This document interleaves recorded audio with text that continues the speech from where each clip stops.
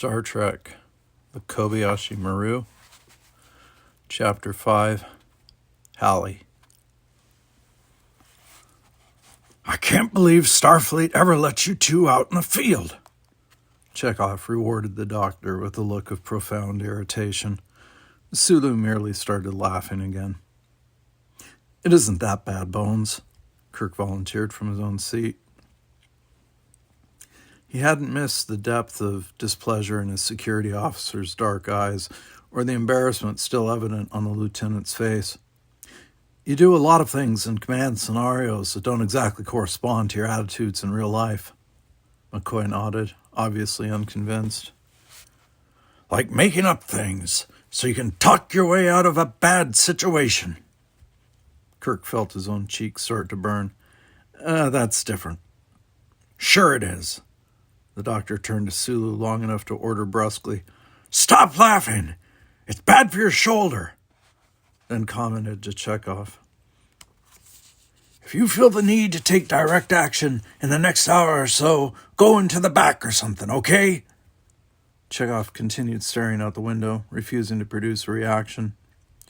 Leaning back with a weary sigh, Kirk hoped the doctor would take the hint and leave Chekhov's academy embarrassments in the past.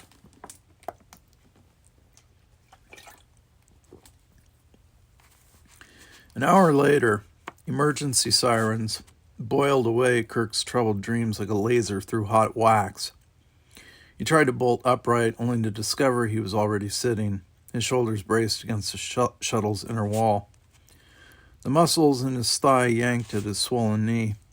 He cursed his disability aloud as he gripped the seat back with one hand. Scotty! Light from the forward hatch spilled onto the floor of the passenger area. Kirk could just hear Scott's baritone voice above the buzzing siren, answered by Chekhov's lighter tenor. Scotty! Chekhov! He swore again, knowing they couldn't hear. McCoy leapt from his own seat as soon as Kirk swung his legs to the deck. Hold it, Captain. You're not going anywhere. Get out of my way, Bones. Kirk clenched his jaw, settling all his weight onto his left foot as he lurched upright. I'm going forward. McCoy caught at his arm to keep him from falling. Damn it, Jim! Scotty! Kirk pulled his arm from the doctor's grip, immediately sorry for the action when he nearly overbalanced and fell. Two frantic hops, guided more by luck than skill, collided him with the entrance to the forward section. Kirk clutched at the doorway, ignoring McCoy's glare of disapproval as he dragged himself closer to Scott. What's wrong? The engineer threw a quick glance over his shoulder. Debris, was all he said as he turned back to where Chekhov crouched in the navigator's seat, trying to reach under the shattered panel. Even without putting weight on his knee, Kirk could feel the joint filling with hot fluid. The climb in pressure made it feel as though the bone would crack. Hobbling unsteadily past Scott, the captain lowered himself into the pilot's chair so he could extend his damaged leg under the panel. Got it! Chekhov tugged something loose from deep beneath his console, and the alarm abruptly silenced.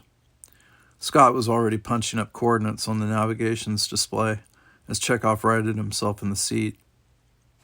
I used the radio to wire up the warning, the engineer explained without looking away from the panel. I was hoping we wouldn't need it.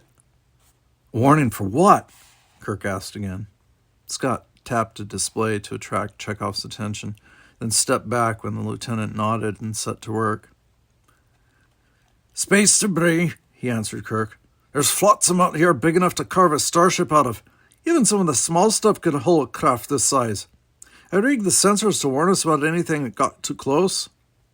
He squinted past the forward viewport, as if he saw something Kirk couldn't. Something just got close. It's big, and we're in its way. If it were smaller, we could try to move out of its path, but as it is... Scotty's voice trailed off. Kirk followed the engineer's gaze. How far? 10,000 kilometers, Chekhov supplied. Off our starboard stern. The Russian frowned at the instruments, his eyes flicking back and forth between columns of numbers. It's closing quickly, though. About 2 hours until impact.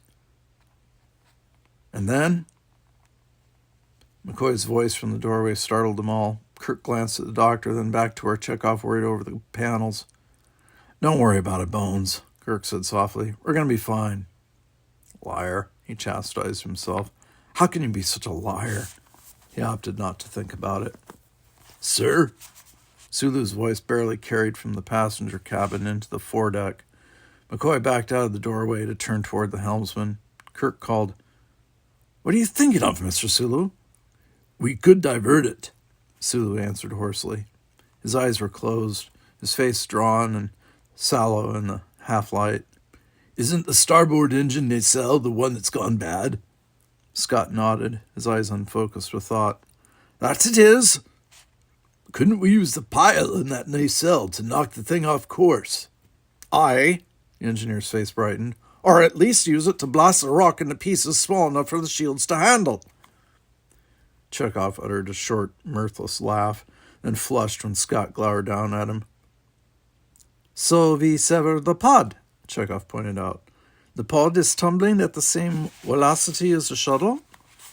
He covered one column of readings with his hand, as though unable to look at the numbers any longer. "We'd all reach the same point simultaneously." "Can't we do something?" McCoy pressed. "Get out and kick it at least?" Chekhov looked frustrated to the point of anger, but Scott only laughed. "Aye, we can kick it a good sight farther than you might think." "With what?" Chekhov wanted to know.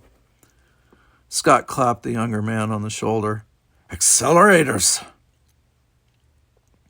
Revelation hit Kirk at the very same moment. "The E-suits! Go to it, Scotty!" Scott ducked past McCoy into the main section, leaving the doctor to ask no one and everyone, "What have the environmental suits got to do with this?" "They've got jump packs," Kirk explained, feeling giddy with relief. "Set for continuous burn, we should be able to accelerate the pod to within a half hour of the shuttle." That'll knock us about a bit," Scott called from the other chamber. "But it beats the hell out of a collision." "It ought to make a good light show, too, shouldn't it?" McCoy glanced about hopefully, actually looking optimistic for the first time since the accident. "Even Spock couldn't miss an explosion like that." Kirk nodded.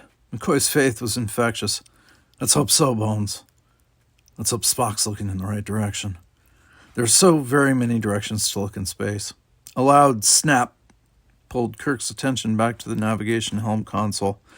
Chekhov had prized up the panel's face and now sat with it raised at a 70-degree angle as he leaned in to inspect the circuits. Kirk edged forward as well, reminding himself abruptly of his injured knee and limited mobility. He stopped his movement halfway to the console. "What's wrong?" "Hopefully, sir, nothing." Chekhov pulled his head back long enough to call, "Mr. Scott, I need to pull the memory." Scott reappeared in the doorway. "What are you doing?" he asked with a frown. Chekhov nodded toward the open panel. "I've extrapolated the projectile's course against ours. If you want the nacelle to actually hit it, you're going to need something that can remember a course." He motioned toward the circuitry with his free hand. Scott grinned and came into the hatch. "Good thinking, lad." McCoy leaned over Scott's shoulder as the engineer bent down and began tugging at a circuit panel. "Won't we miss that?" the doctor inquired. Scott shook his head. "With the engines all but out," he finished, "the pilot can't really maneuver, so it's a moot point anyway." He jerked free 2 interconnected boards, then backed out from under the panel. "That'll do it," he announced. Chekhov settled the console back into place. McCoy turned to follow Scott's progress back toward the suit locker as the engineer left the forward hatch for the second time. Let's just hope we don't need those suits later," Kirk sighed. "Bones, you're becoming a doomsayer." The doctor's half-smile faded. "I worry." Kirk's first impulse was to tell McCoy that worrying about not having E-suits would be pointless if Scott's hunk of rock hit them broadside. And even if this diversion worked, they were better off suffocating in a shuttle altogether than floating away from each other in fragile one-man life suits with less than 6 hours of air. Introducing such thoughts was pointless, however. Spirits were low enough without Kirk giving them something else to brood over. Scotty knows what he's doing. If he can't convince 7 jump packs to work together, no one can. 6. When Kirk frowned at Chekhov, the lieutenant said simply, 6. He turned to stare out the front viewport with a distinctly unhappy air. Someone still has to wear one of them outside to sell them in a cell. It's only logical. I'm the most expendable member of this expedition. Kirk felt a mixture of annoyance and admiration at Chekhov's persistence. The lieutenant had been in a foul mood since being coerced into explaining the aftermath of his Kobayashi Maru, and Kirk wasn't certain how much to blame that on the impromptu tale-telling or Chekhov's usual solemnity. Either way, he didn't like the direction the lieutenant's arguments had taken. Mr. Chekhov, he said aloud, I'm sure Mr. Scott appreciates your willingness to go EV, but I don't think we've reached the point of discussing who's most expendable just yet. Chekhov looked up from where he'd been dogging Scott as the engineer wired the accelerators. It struck Kirk for the first time that Chekhov was the only one who hadn't discarded his duty jacket when Scott reinstated the heating. The brass and silver pips at the shoulders and cuffs glinted dully as he stood. I'm serious, Captain. You're not going, Scott stated flatly. The Scotsman's obstinacy surprised Kirk even more than Chekhov's. Chekhov glared down at him. You're our only engineer, he persisted. If something should happen to you, there isn't anyone else who could repair the systems. Scott wouldn't even look up from his repairs. Nothing's going to break down any more than it already has. I was brought along to navigate. We have no navigational abilities. We have no helm. If I die, it won't make any difference. Listen to me, Scott overrode him, rocking back on his heels. There's a laser cutter involved here. There's a lot of connections and conduits that need sealing off if we aren't going to contaminate the whole craft. There's these accelerators to place, and a short-term memory to install. Those are all procedures I'm better qualified to perform. Then show me how, Chekhov insisted. I've worked with you before. You know that I can learn this equipment. Chekhov! Scott sat for a moment in silence. Kirk watched his jaw knot as the Scotsman turned a narrow tool over and over in his hand. That was a long time ago, lad, Scott said slowly, evenly. I'm concerned about the safety of the people left in the shuttle. I could show you the equipment. I could drill you on the procedures. But I am the only one who could make absolutely certain everything was done right. If you missed even one conduit or slipped and damaged a pile, I'll be careful. You won't be anything, Scott exploded, angry and insistent, because you're not going out there. Why won't you even talk to me about it? Chekhov wanted to know. Because you're not qualified, the engineer shot back. Chekhov drew back as he struck, his eyes wide and injured.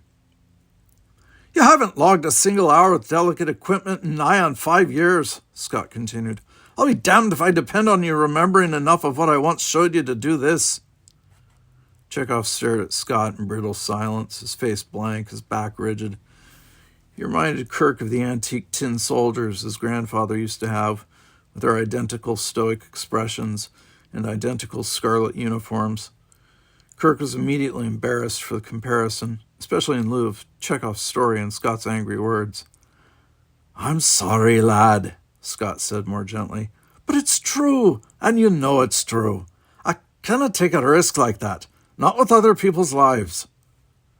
No one said anything for a very long time. Kirk finally broke the painful silence. Scotty, finish what you're doing, then get suited up and out there. Chekhov, go up front and monitor that thing's position. We can maintain radio contact with Scotty through the main console.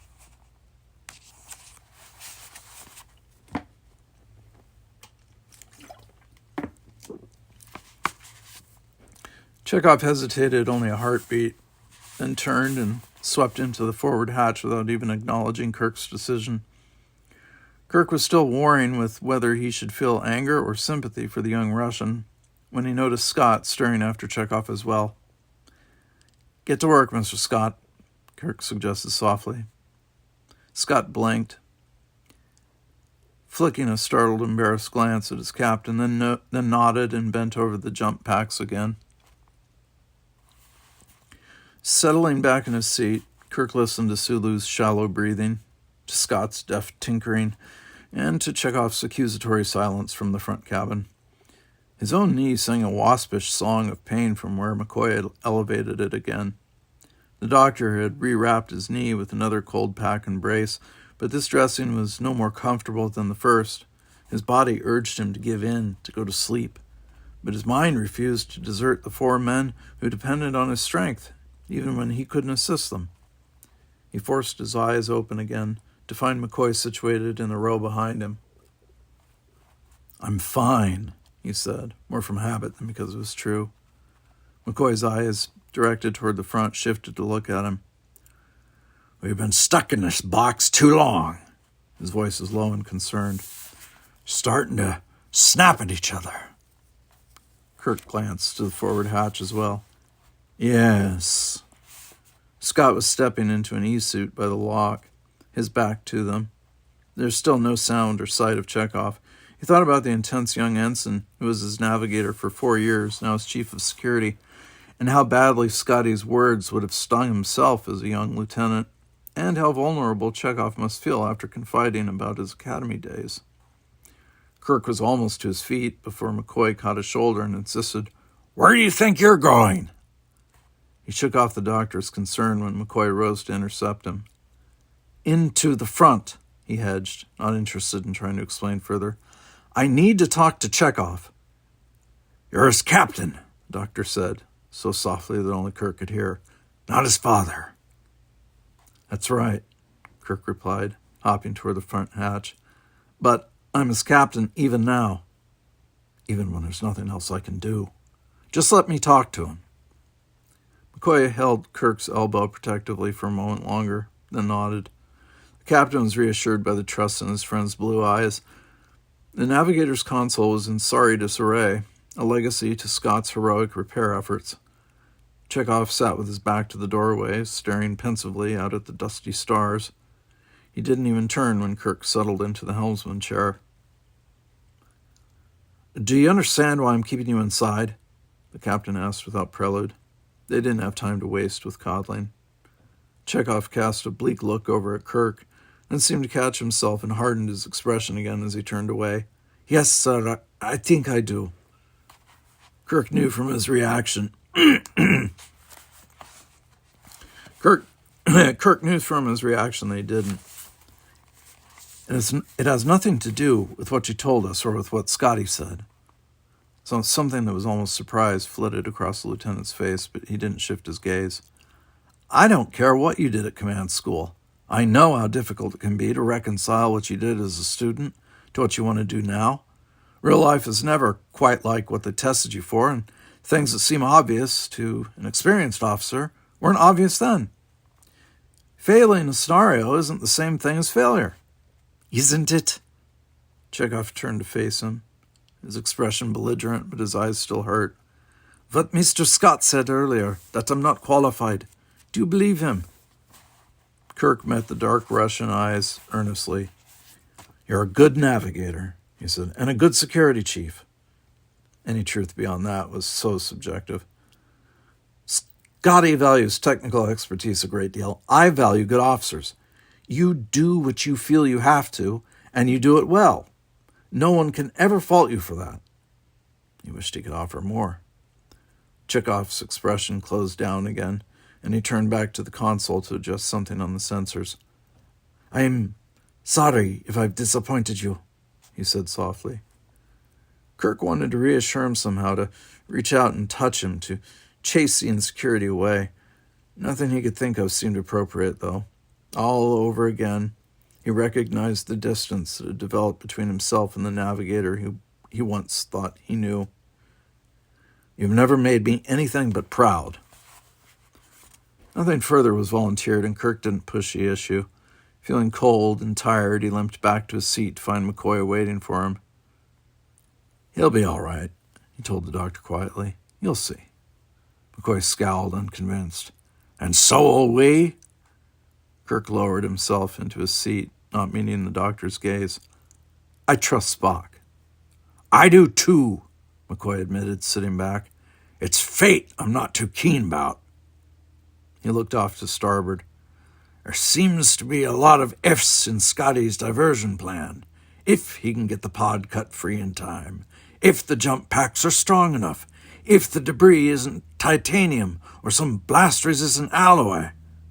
A haunted, frightened expression danced across his seamed features, and he finally averted his eyes. If we aren't going to be rescued, he confessed, I'd rather be holed by Scotty's rock than die of dehydration 40 or 50 hours later. I'm all set, Scott announced, inadvertently saving Kirk from having to respond to McCoy's disclosure. The captain nodded once. Verify the course with Chekhov before you leave. And the maneuver was on its way. Kirk moved into the front hatch while Chekhov stood at the airlock to monitor Scott's departure. McCoy hovered over Kirk's left shoulder, pressed into the corner between the pilot's chair and the wall, as out of the way as he could manage. The radio's speaker sat cockeyed atop the helm controls, having been removed from the panel proper by Scott when the engineer jerry-rigged the alarm. Kirk listened for the Scotsman's first transmission, already thinking he might go mad with no visual to keep his eyes occupied. I'll be out of the lock in a moment now. Ah, there she goes. Scott's voice rasped out of the damaged speaker just as Chekhov returned to the navigator's seat in frigid silence. I know you can't confirm hearing me, the engineer continued, so I'll just have to hope for the best. I'm going to head along the hull until I can belay myself off to that damaged pod. It's pretty mundane until then, so I'll just let you know when I'm in place. Scott out. McCoy snorted from behind Kirk. Just great. If he gets swept away by a stellar wind or something, the first we hear is when he doesn't call in. Bones, shut up. The doctor's sarcastic comments were wearing on Kirk's nerves. How long do you figure it'll take him to get in place? McCoy predictably ignored Kirk's wishes, but at least changed the subject. 5-10 minutes, Chekhov answered. His attention remained fixated with the navigation board. Perhaps not even so long. How long before collision? Kirk asked. Chekhov punched up a reading.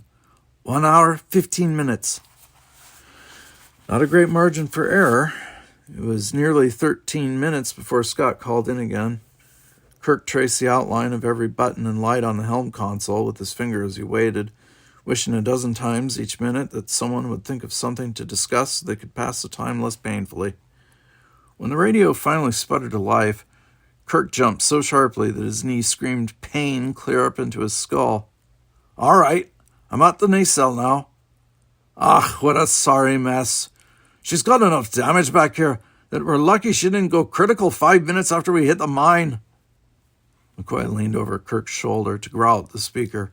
Forget the editorial, Scotty. Launch the thing. He can't hear you, Chekhov advised impatiently. Just at that moment, Scott reported, I'm going to place the packs first, then start cutting. I don't know what I can tell you before I'm done, so I'll just work, I guess. Marvelous, Kirk sighed. I'll let you know when we're ready to cut free. Scott out. Transmission again went dead. As Kirk tried to will himself not to drum his fingers, McCoy asked Chekhov, What kind of margin does he have? I mean, how long before it's too late to launch? Chekhov shrugged, his lips pursed in irritation. It depends. On our position in the tumble when he finishes. On how quickly the packs can accelerate the mass. He pushed himself to his feet and stalked into the middle hold. It just depends. Kirk stopped McCoy from following. Let him be, Bones. I will. The doctor looked troubled by his inadequacy in this new development. Kirk knew just how McCoy felt. I'm going to look in on my patient.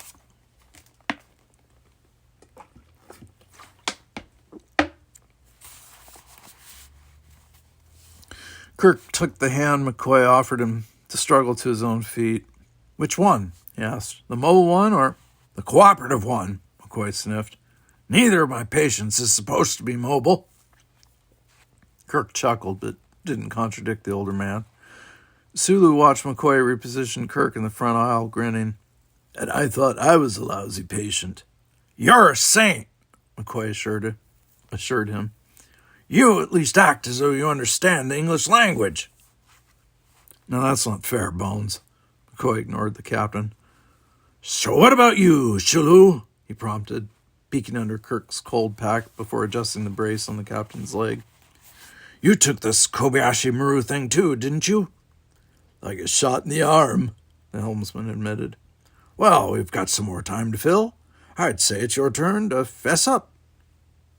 Sulu looked suddenly strangely uncomfortable. It's not really all that interesting, he hedged. And it isn't too appropriate, I think. When Chekhov grumbled inarticulately from behind him, he insisted, No, I'm serious. The captain cheated. The captain cheated. Chekhov blew up everyone he knew. The doctor returned to his own seat just in front of Sulu's. How bad can yours have been? Sulu didn't smile. You might be surprised. Kirk sensed a tension in the helmsman's usually light tone. Don't push it, Bones, he suggested. We're all tired. It can wait for another day. If there is one. The doctor's frankness horrified him. That's enough, McCoy. What I mean, McCoy said, striving for humor, is that we're all remarkably receptive to disclosing embarrassing anecdotes just now. If he doesn't tell us here, we may never get it out of him. Considering how he insisted with poor Chekhov, it seems only fair. He's right, Chekhov agreed simply. Kirk looked over at Sulu. Mr. Sulu? Sulu sighed and closed his eyes. It isn't funny, he said tiredly. It isn't even clever. We'll settle, Kirk allowed. Although, McCoy intimated, I find the thought of you devising a boring solution just a little hard to believe. It isn't boring, Sulu explained. I just said it wasn't funny, that's all. And it takes a little extra explaining. To really understand it, I mean. A lot of things went into what I did, not just the decisions I made during the test. Well, McCoy said placidly, we certainly have plenty of time.